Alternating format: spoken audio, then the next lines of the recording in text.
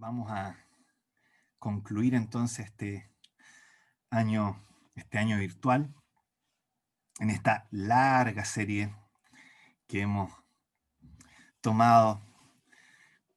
Partimos el 2016. El 2016 comenzamos a estudiar Romanos y, si Dios lo permite, probablemente terminaremos el 2021. Una serie que nos ha tomado, o nos tomará probablemente 6 años. Una serie larga, al menos sí para mí, y espero que para ustedes también, extraordinariamente provechosa. Este año fue distinto, este año fue especial, súper accidentado. Al principio, de hecho, dudamos si es que íbamos a hacer las reuniones de jóvenes o no las íbamos a hacer, considerando que quizás sería bueno dejar las reuniones, entre comillas, básicas, pero decidimos hacerla. En un inicio la idea era hacer reuniones eh, bastante más cercanas, bastante más eh, menos concurridas, diríamos. De hecho, partimos en la primera reunión con esta sesión gratis de 45 minutos de Zoom, donde se caía sola la, la pantalla después de 45 minutos de prueba. De hecho, estaba orando para terminar cuando terminó súbitamente la reunión en esa oportunidad. Yo no me di ni cuenta que terminó la reunión. eh, 15 a 20 personas conectadas. eh, Era lo que esperábamos, y el objetivo en realidad de lo que partimos haciendo en marzo tenía más bien que ver con hacer, de mi parte al menos, un pequeño adelanto, un pequeño bosquejo de lo que se supone íbamos a empezar a ver bien a contar desde los 3 meses posteriores a que pasara la pandemia. Esa era la idea. Entonces iban a ser unos par de meses que íbamos a estar por acá, y luego la idea era volver a reuniones presenciales. Y sin embargo, acá estamos terminando noviembre y viéndonos las caras por este medio, eh, caras nuevas que damos gracias al Señor de poder conocer, y poder también compartir juntos de la palabra a través de este medio. Entonces, me gustaría, para comenzar la reunión, dar gracias al Señor, que pudiéramos orar para dar gracias al Señor por este año, aún a pesar de todo lo que ha pasado, y también para que bendiga, por supuesto, la segunda parte de esta reunión. Así que vamos a orar y luego continuamos. Padre Celestial, gracias por poder disfrutar de este año, tu palabra, porque tú has permitido, a diferencia quizás de si esto hubiera pasado 10, 20 años atrás, de poder de alguna manera reunirnos por este medio, compartir juntos de tu palabra, darle una oportunidad para que tu Espíritu en su soberanía obre a través de tu palabra predicada a los corazones de nuestros hermanos. Necesitamos de tu palabra desesperadamente, y gracias porque este medio en algo logra suplir esa necesidad imperiosa que tenemos de ser alimentados a través de tu palabra siendo predicada. Queremos que así sea esta tarde, que tú nos alimentes, que tú nos seas hablando, moldeando y transformando a través de tu palabra que vamos a comentar en esta tarde, en estos minutos. Quedamos en tus manos agradecidos siempre, en el nombre precioso de nuestro Salvador, nuestro Señor Jesucristo. Amén. Entonces, Romanos, el tema principal de Romanos, su gran tema, lo hemos repetido una y otra vez a lo largo de estos años, en términos muy simples se resume en una sola palabra, y es la palabra evangelio. El tema de Romanos es el evangelio. Romanos constituye la presentación más sistemática, ordenada y desarrollada del evangelio en todas las escrituras. Aquí Pablo lo que hace es, luego de una introducción, expone el Evangelio dividiéndolo en 5 secciones o grandes secciones, o 5 grandes subtemas. En primer lugar, en los capítulos 1 al 3, Pablo nos va a hablar de la necesidad del Evangelio. En otras palabras, ¿por qué es que necesitamos ser salvos? Luego, en los capítulos 3 al 5, Pablo va a pasar a hablar de la provisión del Evangelio. Dicho de otra manera, ¿cómo es que llegamos a ser salvos? En tercer lugar, en los capítulos 6 al 8, Pablo pasa a hablarnos del fruto del Evangelio. ¿Cómo es que avanzamos una vez que ya hemos sido salvos? Todo este proceso de la santificación y cómo se ve teológicamente hablando. En cuarto lugar, en los capítulos 9 al 11, Pablo va a mostrarnos una vindicación del Evangelio. ¿Cómo podemos estar seguros que el Evangelio y sus promesas son o no son de fiar, son o no son confiables? Romanos 9 al 11 es parte integral del flujo del argumento y no está separado de él para nada, como vimos, si ustedes recuerdan, algunos el año pasado, que fue cuando estudiamos estos capítulos. Y finalmente, en quinto lugar, los capítulos 12 al 16 nos van a hablar de las implicancias del Evangelio, cómo viven aquellos que ya han sido salvos. Y ese fue precisamente nuestro tema a lo largo de este año 2020, juntos en estas reuniones virtuales. ¿Cómo se vive cuando ya se ha sido salvo? ¿Cómo es una vida santa, una vida que madura, una vida que va creciendo? Eh, si hay un texto que quizás resuma todo el capítulo 12, 13, 14, 15 y probablemente también el 16, ese sería Romanos capítulo 12, versículos 1 y 2. Romanos capítulo 12, versículos 1 y 2 es la gran tesis con la que Pablo comienza esta última y quinta sección y nos muestra precisamente todo lo que va a decir a continuación. Hoy día vamos a concluir el año, vamos a concluir los capítulos 12, 13, 14 y 15 que vimos a lo largo del año 2020, y entonces me gustaría que leyéramos juntos nuevamente Romanos capítulo 12, versículos 1 y 2, porque ellos son los versículos que resumen, quizás de manera más holística, más global, el argumento en estos pasajes. Así que dice Romanos capítulo 12, versículos 1 y 2, así que hermanos, os ruego por las misericordias de Dios que presentéis vuestros cuerpos en sacrificio vivo, santo, agradable a Dios, que es vuestro culto racional.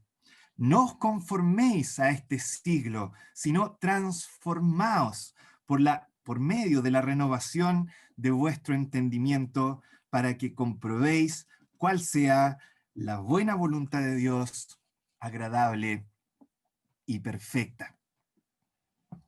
Si la última sección tiene que hablarnos de una sola cosa, esta es la vida o el crecimiento cristiano. De eso se trata Romanos 12 al 16, de crecimiento cristiano, de llevar a la práctica las implicancias del Evangelio. Y hoy, para concluir, para cerrar el círculo, por así decirlo, me gustaría compartir con ustedes cuatro cosas con respecto al crecimiento cristiano. Vamos a ver el pasaje en su totalidad, vamos a recordar ciertas cosas que hemos visto a lo largo del año y vamos a hacerlo pensando específicamente en el crecimiento cristiano. Quiero decirles cuatro cosas. En primer lugar, quiero mostrarles, número uno, que el crecimiento cristiano existe. Eso es lo primero. En segundo, que el crecimiento cristiano es total. Número tres, que el crecimiento cristiano requiere acción. Y número cuatro, que el crecimiento cristiano tiene un orden. Esas son las cuatro cosas que quiero conversar con ustedes para cerrar y concluir este año de mensaje a lo largo de Romanos 12 al 16. Vamos a ver entonces cada una de ellas y luego concluimos con esta reunión. Vamos a la primera entonces. El crecimiento cristiano, quizás lo más básico, es que el crecimiento cristiano existe, es real, es una realidad. En otras palabras, hay una razón por la que Romanos no termina en el capítulo 11, sino que termina en el capítulo 16. Hay una razón por qué después de esta tremenda doxología o palabras de alabanza que Pablo expresa al final del capítulo 11, no dice simplemente amén y la carta termina. Hay una razón por la que la carta sigue por casi 4 o 5 capítulos más. Y esa es la siguiente, que el evangelio y el cristianismo no se trata solamente de una forma de pensamiento, sino de una forma de vida. Se trata de una vida renovada por la renovación del pensamiento, no simplemente de una entretención para el pensamiento. El evangelio no es solamente alimento para la mente, el evangelio es alimento que nutre para vivir una vida diferente. Eso es lo primero que tenemos que tener absolutamente claro. Y esto es importante específicamente por dos grupos de personas que tendemos a no solo conocer, sino que también somos tentados a ser nosotros mismos. En primer lugar, el primer grupo de personas es este grupo de personas que está interesada en una especie de Dios apologético. Es este grupo de personas que buscan pruebas lógicas, pruebas de presuposiciones y análisis del sentido de la vida para saber o no saber si es que Dios realmente existe o no existe. Y este es un grupo de personas que curiosamente termina concluyendo al final de todo que Dios sí existe. Este es el grupo de personas que son el sueño de todo apologista cristiano, este que te quiere convertir con pruebas razonables de la existencia de Dios. Piensa en esta persona tratando de convertir a otro y que esa otra persona finalmente termina, sorprendentemente para él, diciéndole, sabes, sí, te creo, me has convencido. Las pruebas son extraordinariamente fuertes y no te puedo negar que si seguimos las pruebas de manera lógica, tengo que concluir que Dios realmente existe. Y entonces el apologista tiene una epifanía extraordinaria porque, oh, por fin funcionó todo mi propósito de vida, que era convencer y convertir a una persona gracias a mis argumentos racionales para la existencia de Dios. El punto es qué pasa ahora. Ya, Dios existe. Y, y nada. ¿Qué vamos a hacer ahora que ya te convencí de que Dios existe? No mucho. ¿Por qué? Porque aquí ha pasado algo. Aquí ha pasado algo que no está bien.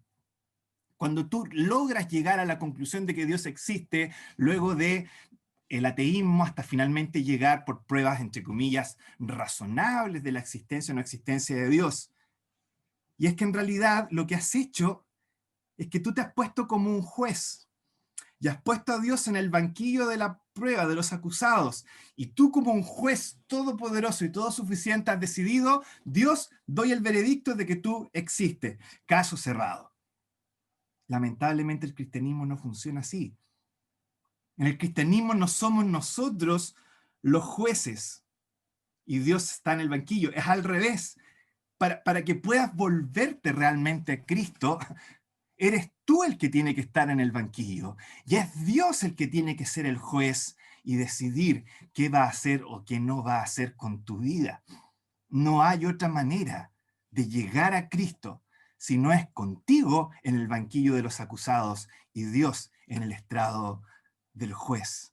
No, el creyente no es un juez que va a decidir de la existencia o de la vida de Dios. Al revés, Dios es el juez que decide con respecto a la vida del creyente.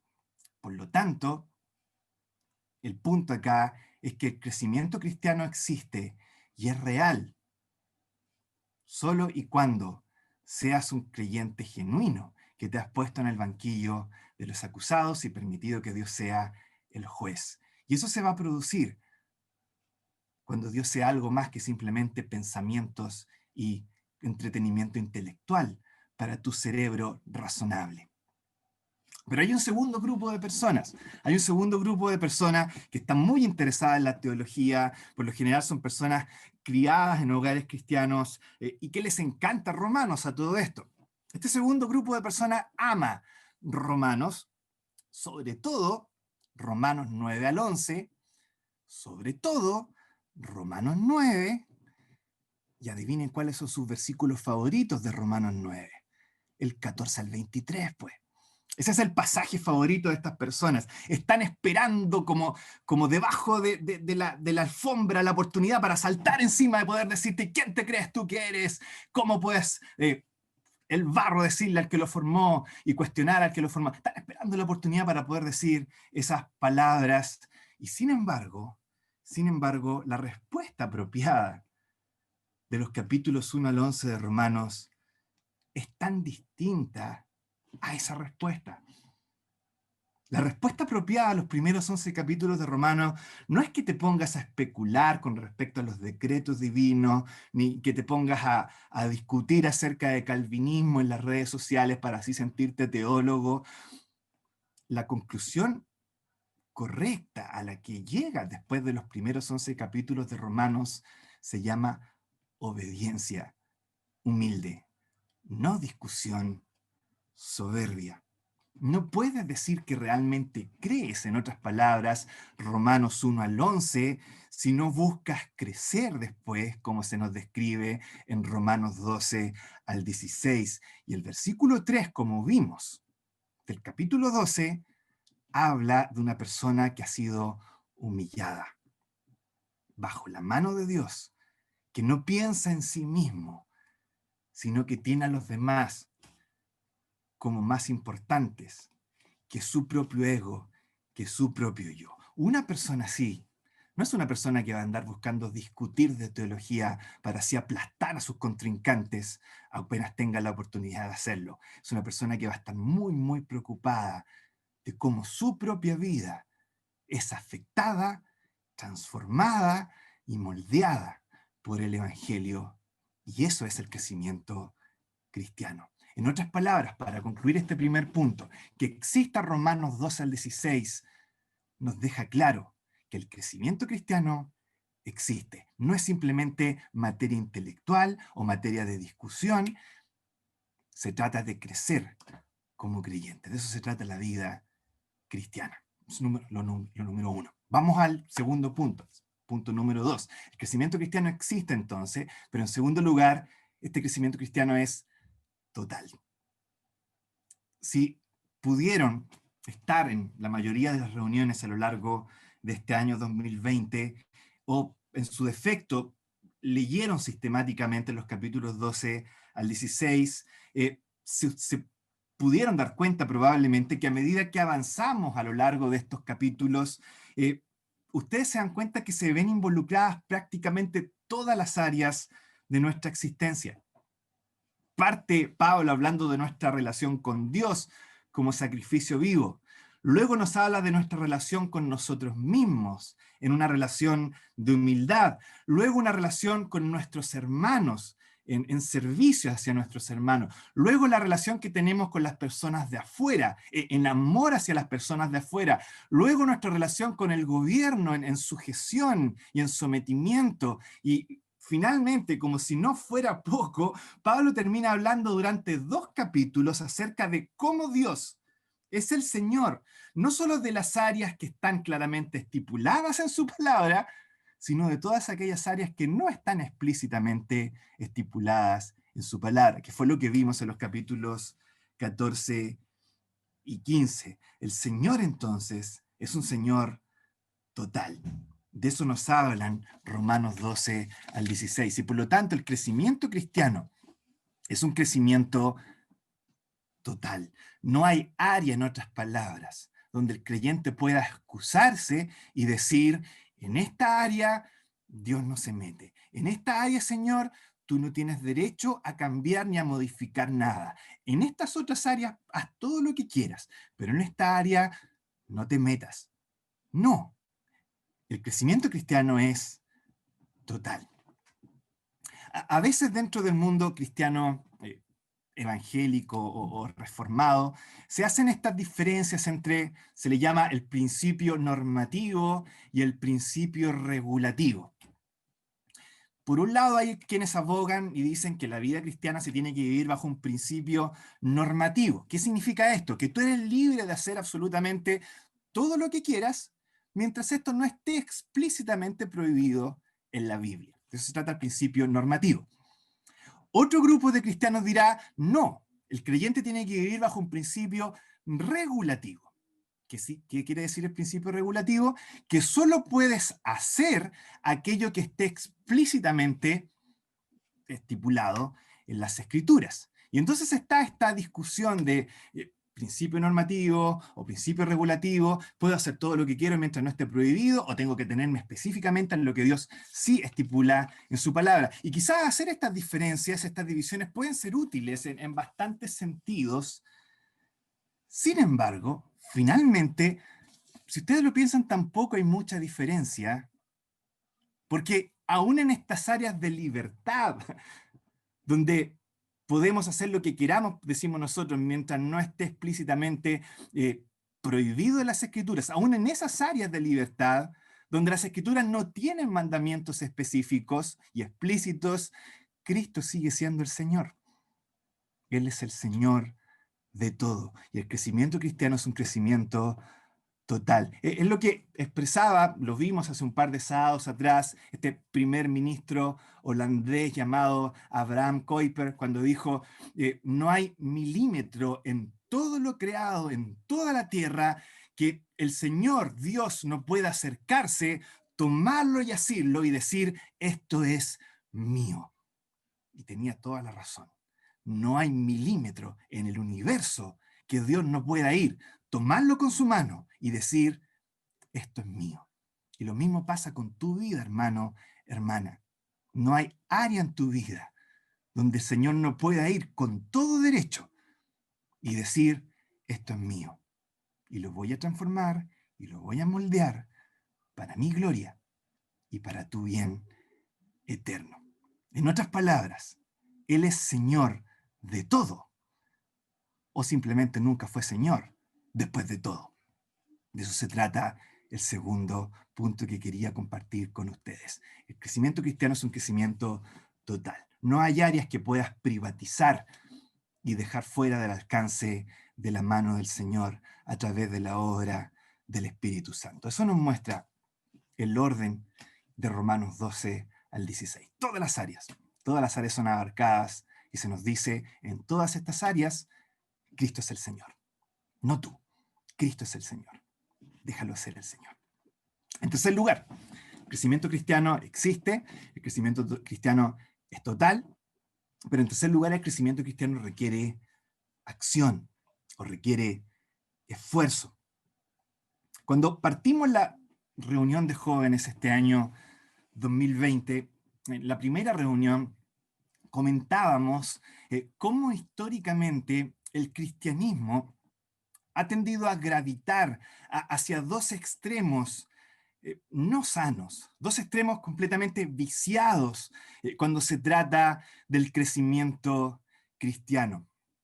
Un extremo se le ha llamado pietismo y otro extremo se le ha llamado quietismo. Uno parte con P, pietismo, el otro parte con Q, quietismo, de estar quieto, pietismo, quietismo. Esos son los dos extremos a los que ha gravitado históricamente el cristianismo cuando se trata de vivir la vida cristiana. Por un lado, el pietismo, con P, es esta idea de que necesitamos hacer, necesitamos trabajar, tenemos que buscar tener disciplina y autorregularnos para seguir ciertos pasos y de esa manera poder estipular un crecimiento cristiano planificado. Necesitamos dirigirnos a Dios, usar las disciplinas espirituales, ser persistentes en ellas, y eso es todo lo que importa. Soy yo y Dios y mis disciplinas espirituales para acercarme y tener comunión con Dios. Todo depende de mi propio esfuerzo y, por supuesto, y de mi propia disciplina. Eso es pietismo. Por otro lado, el quietismo es esta idea de que tú no tienes que hacer nada. Estate quieto, quietismo. Deja simplemente que Dios haga su trabajo, deja que Dios haga su obra. Al igual que una planta, dicen las personas que siguen esta idea, que crece sola de forma automática, libre, autónoma y espontánea, tú también como creyente tienes que dejarte llevar por las corrientes de la gracia de Dios. No hagas nada, simplemente persiste en comunión con el Señor y entonces el Señor solo te va a transformar y te va a lograr hacer crecer como creyente. Una dice, tienes que hacer mucho.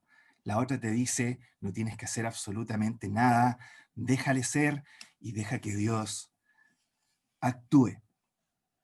Ninguna de estas dos posturas expresa correctamente la idea detrás del crecimiento cristiano. Ninguna de estas dos ideas expresa cómo funciona el progreso cuando se trata de nuestra vida y de nuestro crecimiento cristiano.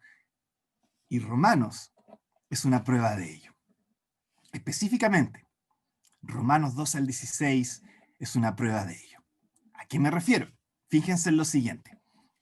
Número 1, que exista Romanos 12 al 16, esto es lo primero, el hecho simplemente de que exista Romanos capítulo 12 al 16 es prueba suficiente para destruir el quietismo, esto de que no tenemos que hacer nada. Por una razón muy simple, Romanos 12 al 16 es una serie de elementos que tenemos que hacer. Son cosas que tenemos que cumplir, son imperativos que se nos llama a esforzarnos por hacer. Hay mandamientos que deben ser obedecidos. Pablo no termina en el capítulo 12, versículo 1, diciendo, ahora, gracias a las misericordias de Dios, hermanos queridos y amados, ustedes son beneficiarios de estas misericordias, así que simplemente dejen a Dios ser. Ustedes quédense tranquilitos en sus casas, con sus brazos para atrás, las patitas para arriba, y esperen que Dios haga su obra en ustedes. Simplemente preocúpense de mantenerse conectados a las aguas de la gracia, porque Dios va a hacer su obra de forma espontánea y por osmosis en ustedes. No es lo que dice Pablo al principio del capítulo 12. Tenemos que tomar acción. Hay una vida que necesita ser encauzada, disciplinada, llevada a propósito, adrede, hacia cierta dirección. Un esfuerzo que va a requerir sacrificio. No es fácil obedecer, no os venguéis, sino deja la venganza en manos de Dios. No es fácil sujetarse al gobierno cuando el gobierno está cometiendo puras barbaridades y cuando todo lo que hace va en contra de nuestras convicciones más profundas. Y no estoy pensando en Piñera o en Donald Trump, estoy pensando en Nerón, un tirano homosexual que disfrutaba teniendo relaciones con jóvenes preadolescentes, que se casó de hecho con uno de ellos. A ese emperador, Pablo está diciendo, sujétense. De eso se trata. No es algo que simplemente vaya a fluir de manera natural de nuestros corazones. No, requiere esfuerzo, requiere obediencia. Hay mandamientos que deben ser obedecidos. Que exista Romanos 12 al 16, entonces, destruye completamente esta idea del quietismo. Pero, por otro lado, que estos capítulos 12 al 16 vengan inmediatamente después de los capítulos 1 al 11, destruye completamente la noción del pietismo.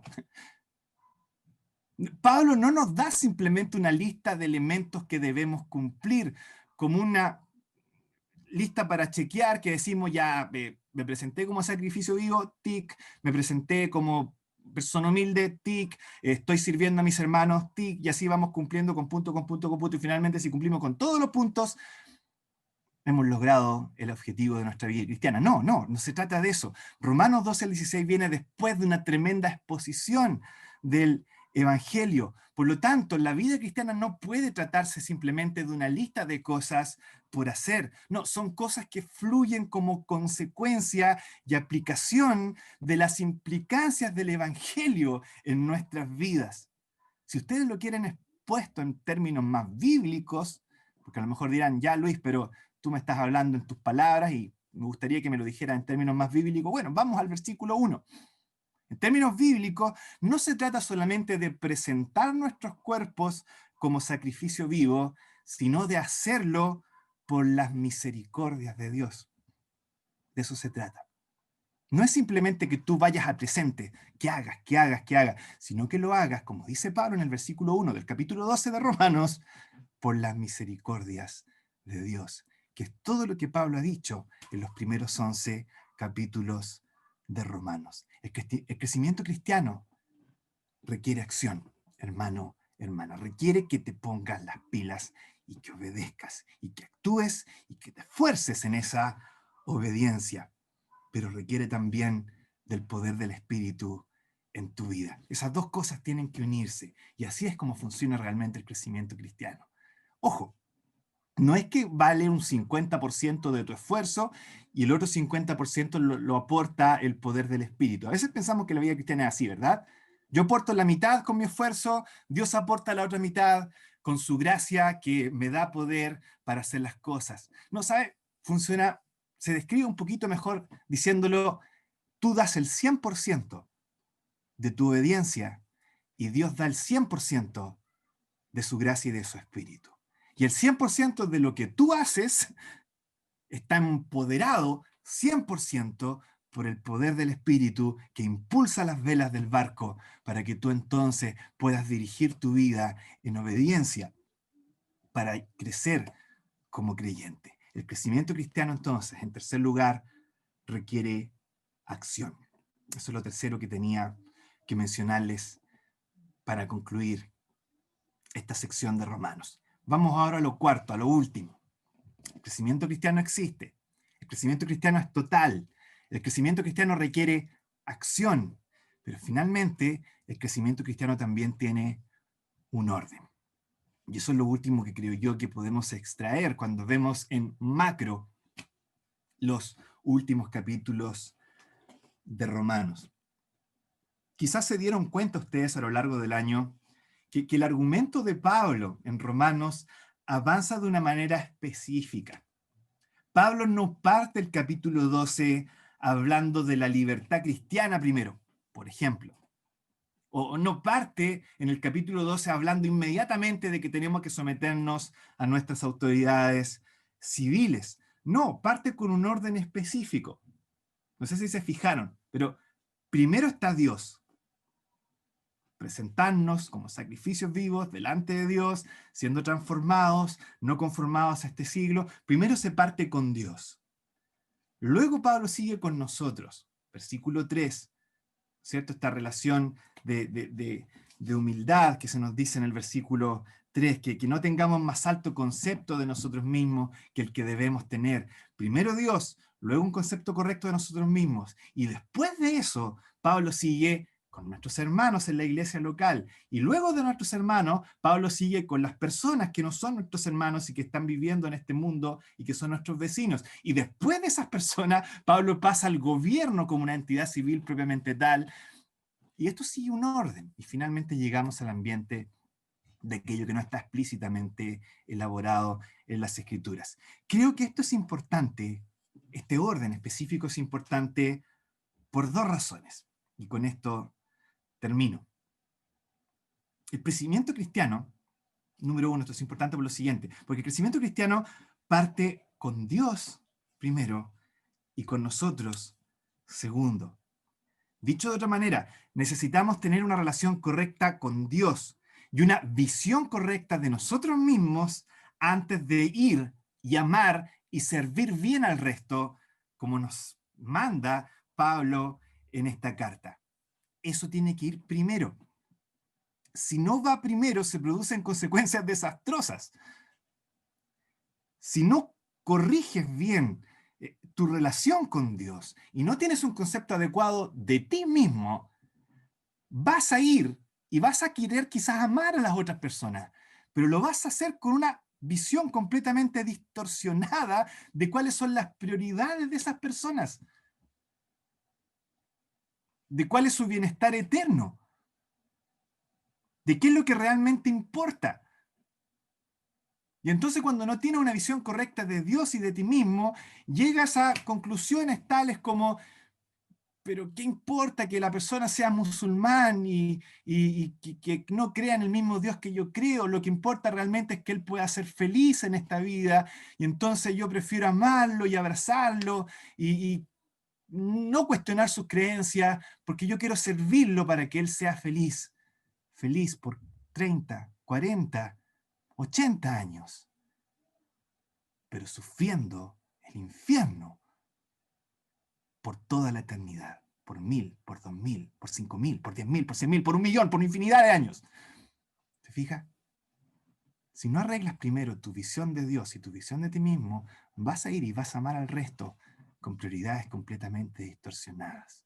Y no solo eso, también vas a buscar hacerlo con motivaciones completamente distorsionadas. Si no tienes una visión correcta de ti mismo, quizás vas a ir y vas a servir y vas a amar al resto, pero lo vas a hacer para verte mejor tú, o para mostrarte delante del resto como buena persona, porque tienes un concepto muy alto de ti mismo, no has corregido eso que está primero, y te estás lanzando a amar y servir al resto inmediatamente, para sentirte mejor contigo mismo, para poder verte mejor, para poder subir una foto de historia a Instagram ahí, aquí sirviendo café a los indigentes, y todo el mundo te aplaude y te digo, oh, qué gran persona eres, oh, te felicito, oh, me gustaría ser como tú, oh, qué grande obra estás haciendo, oh, oh, oh, reacciones, reacciones, reacciones, y tu ego entonces se alimenta y se alimenta.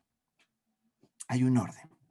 Primero Dios, luego una visión correcta de ti mismo, y luego entonces vas, amas y sirves al resto. Eso nos enseña el orden que tiene Romanos 12 al 16. Y lo segundo, este orden importa también, creo yo, en un sentido de relevancia, no solamente de prioridad, sino de relevancia.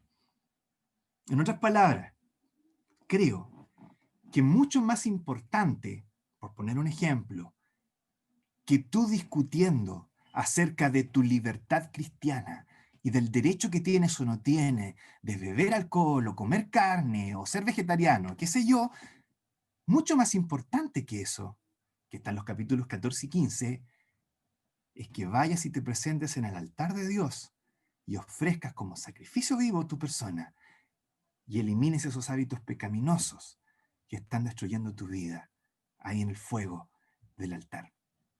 Más importante que hablar de si someterse o no someterse a las autoridades, de si los carabineros son o no son, como se les dice, o si tenemos que sujetar o no sujetarnos a nuestro presidente, o si es necesario obedecer a Dios antes que a los hombres. Más relevante que eso, hermano, es que dejes de murmurar con tu lengua venenosa, destruyendo las relaciones dentro de tu iglesia local.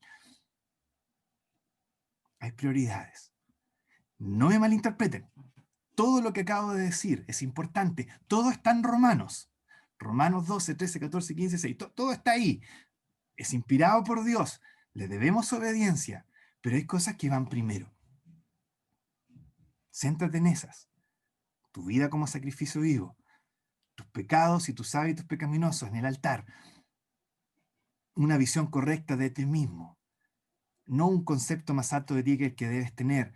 Servicio hacia tus hermanos. En amor ferviente. Servicio hacia los de afuera, no buscando vengarte por lo mal que te han tratado. Sujeción al gobierno, por supuesto que sí. Y finalmente, todo lo que tiene que ver con la libertad cristiana. Pero hay cosas que van primero. Tu relación con Dios, visión correcta de ti mismo. Y luego todo lo demás. El crecimiento cristiano tiene un orden. Tiene un orden. A veces vemos gente muy preocupada por si pueden ir o no pueden ir al estadio el día sábado o el día domingo. Y hacen tremendos estudios y se saben el griego y te mencionan las lenguas originales y te justifican por qué ellos pueden o no pueden ir al estadio el domingo. Y resulta que tú miras otras áreas en sus vidas y están completamente olvidadas. Esa misma persona que te discute porque quiere saber si es correcto o no es correcto ir al estadio el domingo, está durmiendo con su novio, con su novia. Y tú le dices, pero ¿Por qué te preocupas de esos otros? Hay áreas mucho más vitales e importantes que tienes que dar solución en estos momentos, que son explícitamente prohibidas en las Escrituras, que tú estás ahí incumpliendo, simplemente porque no quieres que Dios moldee esa área de tu vida. Se la has cerrado a Dios, has puesto una fortaleza detrás y quieres, entre comillas, pretender obedecer a Dios en estas otras áreas que no te complican tanto, pero esta área que sí te complica, se la niegas al Señor. Por algo hay una prioridad, porque hay cosas que son más importantes y que muchas veces las descuidamos por las menos importantes. Somos muy similares a los fariseos y a los judíos del posterior al exilio, en los tiempos de Zacarías o de Ageo, ¿no es cierto? Hemos colado el mosquito y por otro lado nos hemos olvidado de lo más importante, que es hacer misericordia, que es hacer justicia. Muchas veces somos así. Y aquí Pablo nos está enseñando y nos dice, no, hay una prioridad, hay un orden, cíñete a él y te vas a dar cuenta que el crecimiento cristiano va a ser una realidad también en tu vida.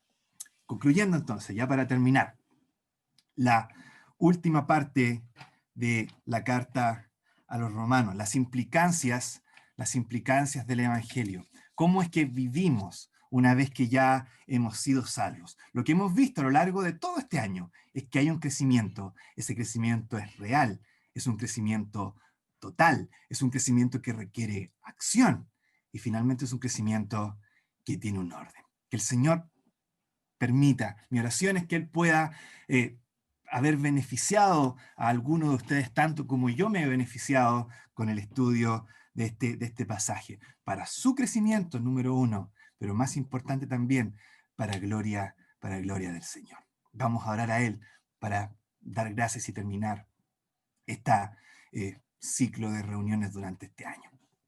Nuestro Padre Celestial, gracias por tu palabra, gracias por poder disfrutar de ella a través de este medio, gracias por poder compartir, por poder disfrutar de cómo tú nos hablas directamente a través de tu palabra, en aquellas áreas que sabemos tan bien que eres tú, porque si dependieras de nosotros jamás nos abriríamos a ellas, pero tu Espíritu trabaja con poder, tu Espíritu trabaja hurgueteando las zonas más recónditas de nuestro corazón, sacándolas a la luz y así moldeándonos para ser mejores hijos tuyos, para tu gloria, para amar mejor a nuestros semejantes. Quedamos en tus manos agradecidos y rogamos que tú bendigas tu palabra también en esta tarde. En el nombre precioso de nuestro Salvador, nuestro Señor Jesucristo.